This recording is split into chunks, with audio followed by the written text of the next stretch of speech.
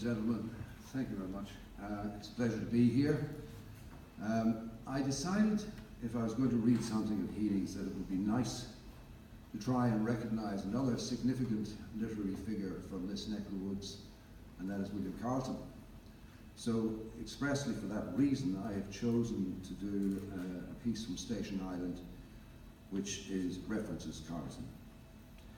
So here we go. I was parked on a high road, listening to peewits and wind blowing round the car, when something came to life in the driving mirror.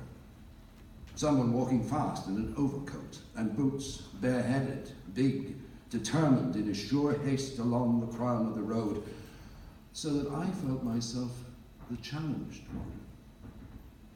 The car door slammed. I was quickly out face to face with an aggravated man, raving on about nights spent listening for gun butts to come cracking on the door, yeoman on the rampage, and his neighbour among them hammering home the shape of things.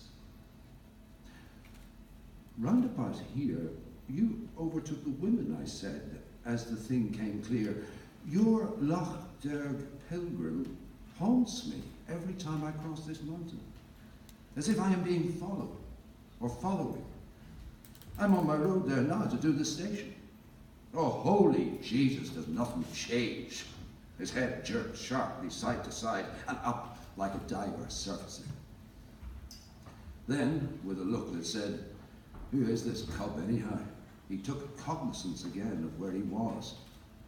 The road, the mountain top, and the air, softened by a shower of rain, worked on his anger visibly, until it is a road you travel on your own. I who learned to read in the reek of flax, and smelled hanged bodies rotting on their gibbets, and saw their looped slime gleaming from the sacks.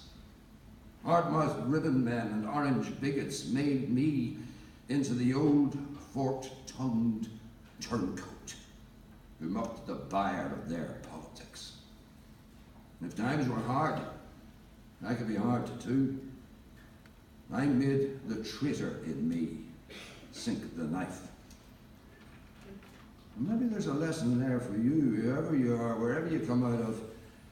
For though there's something natural in your smile, there's something in it strikes me as defensive. I have no mettle for the angry role, I said. I come from County Derry, born in earshot of an Hibernian hall, where a band of ribbon men played hymns to Mary. By then, the Brotherhood was a frail procession staggering home drunk on Patrick's Day in collarettes and sashes fringed with green. Obedient strains like theirs tuned me first. Now, not that harp of unforgiving iron, the Fenian strum. A lot of what you wrote, I heard and did. This Loch Derg station, flax pulling, dances, summer crossroads chat, and the shaky local voice of education. All that. And always orange drums and neighbours on the roads at night with guns. I know, he said. But you have to try to make sense of what comes. Remember everything and keep your head. The alders in the hedge, I said. Mushrooms. Dark clump grass where cows or horses dunged.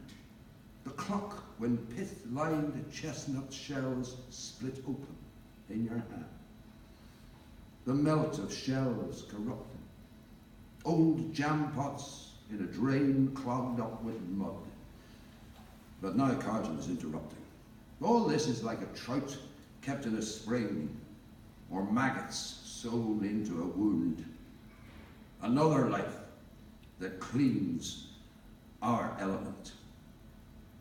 We are earthworms of the earth, and all that has gone through us is what will be our trace.